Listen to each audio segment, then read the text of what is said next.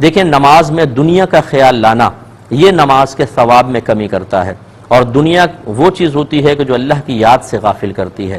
تو باقی جو اللہ کی، جیسے اللہ تعالیٰ کے بارے میں آپ غور کر رہے ہیں، رسولوں کے بارے میں، جنت، دوزخ، جن، فرشتے، آخرت، اسی طرح فقہی سوالات، کعبۃ اللہ کا تصور، نبی کریم صلی اللہ علیہ وسلم کے گنبد خضرا کا تصور، موت کو یاد کرنا، قبر کو یاد کرنا، میدان حشر، ان کا تعلق دنیا سے نہیں ہے۔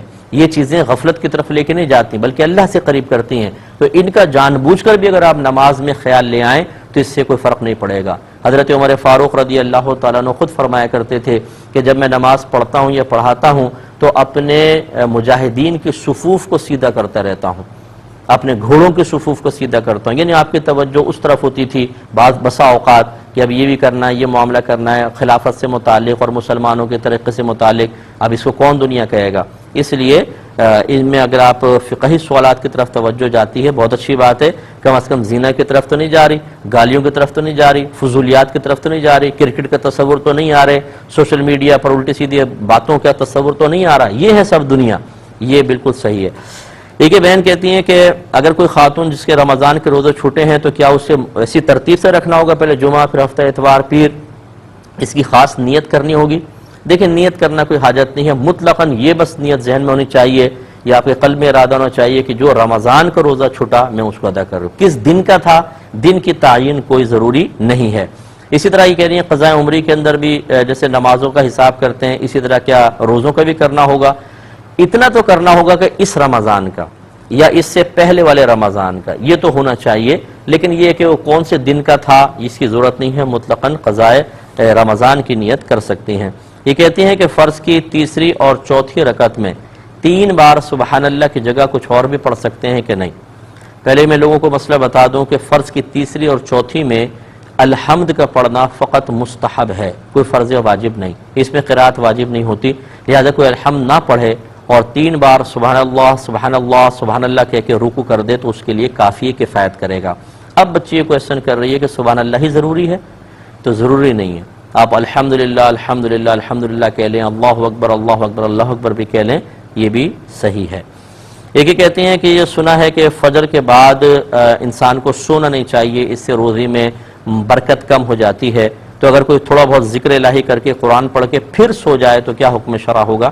دیکھیں یہ ضروری بھی نہیں ہے کہ اگر آپ فجر کے فوراً بعد سو گئے تو ضرور آپ کو برکات سے محروم کیا جائے گا۔ اصل یہی کہنا ہے کہ وقت برکت کا ہوتا ہے، اور جب برکت کا وقت ہے تو اس سے حصہ کچھ نہ کچھ حاصل ضرور کرنا چاہیے۔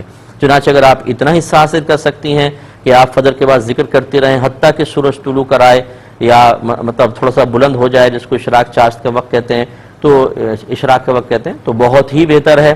ورنہ اگر آپ کو مثال کے طور پہ کسی کو جاب پر جانا ہے، کسی کو اسکول جانا ہے، وہ فجر کے بعد تھوڑا سا ذکر کر کے سو جاتا ہے تو انشاءاللہ اس کو برکات حاصل رہیں گی اور وہ محروم شخص نہیں کہلائے گا۔ ایلفی وغیرہ اگر ہاتھ پر لگ جائے تو مسئلہ وہی ہوتا ہے کہ ایسی کوئی بھی چیز لگ جائے جس کو چھڑانے میں حرج شدید ہو، پوری کوشش کر لی ہو، اس کے بعد وہ معاف ہوتی ہے۔ اب چاہے وضو کریں غسل، آپ کا دونوں چیزیں کامل ہو جائیں گی۔ اور ایک انہوں نے کہا کہ ابھی کوئی چیز بیچ دی ہے لیکن اس کی رقم وصول نہیں ہوئی ہے تو اس پر زکوٰۃ کا کیا حکم ہوگا؟ دیکھیں ہمارے نزدیک اس کا بھی حساب کیا جائے گا، اگرچہ اس کی ادائیگی ابھی آپ لازم نہیں ہوگی، لیکن حساب کر کے رکھیں، جب وہ رقم آپ کو مل جائے گی تو اس کی زکوٰۃ آپ کو ادا ہے۔ کہ دوران نماز 2 یا 3 دفعہ کھجلی کر لی تو اس سے نماز ٹوٹے گی یا نہیں ٹوٹے گی؟ پہلے اس بات کو سمجھ لیں، حدیثوں وغیرہ میں کہیں ایسی کوئی بات آپ کو نظر نہیں آئے گی، یہ فقہا کا اپنا ایک اجتہاد ہے، اور وہ اجتہاد معمولی نہیں ہوتا ہے، میں معمولی کہنے کی کوشش نہیں کر رہا ہوں، اولی الامر منکم کی ابھی میں نے تشریحات آپ کو بیان کی۔ اصل مسئلہ کیا ہے کہ نماز میں کوئی بھی ایسا فعل کرنا، کوئی بھی ایسا کام کرنا کہ اگر کوئی دور سے اس نمازی کو دیکھے تو یقین کر لے کہ نماز میں نہیں، اسے کہتے ہیں عمل کثیر، بڑا عمل، اور اس سے نماز ٹوٹ جاتی ہے۔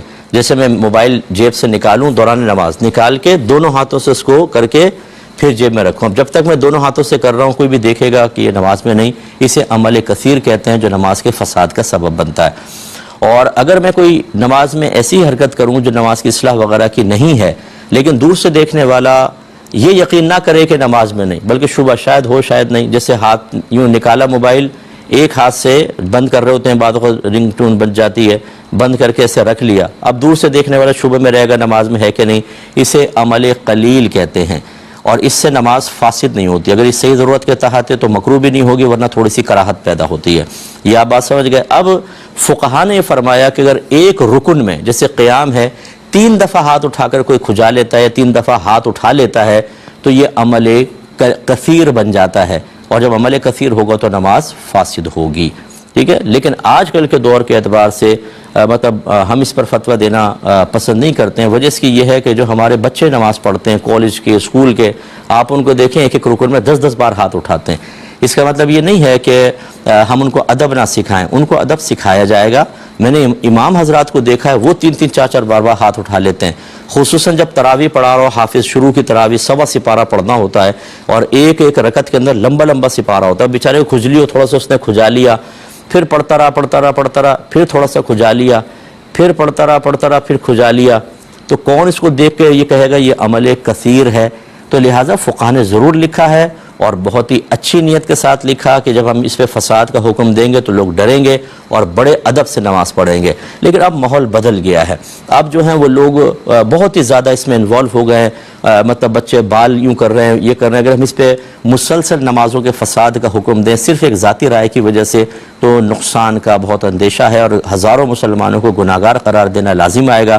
اور یہ فقہا کی عادت کریمہ جاری و ساری ہے کہ جب وہ ایک اجتہاداً کوئی حکم بیان فرماتے ہیں اور اس کے خلاف بہت زیادہ معاشرے میں مطلب اس کے خلاف عام ہو جاتا ہے تو اپنی رائے کو واپس لے کے نرمی پیدا کرتے ہیں.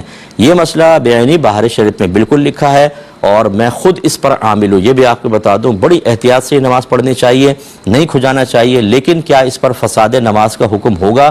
یہ مطلب یہ آج کل اس پہ غور و تفکر کرنا چاہیے. تو مسئلہ یہ بیان کرے. لیکن اگر کوئی کہتا ہے کہ ایسا ہوا میرے ساتھ کہ میں نے کئی دفعہ ہاتھ اٹھا لیا تھا تو کیا میری نماز ہوئی کہ نہیں ہوئی، تو اس کو مایوس کرنا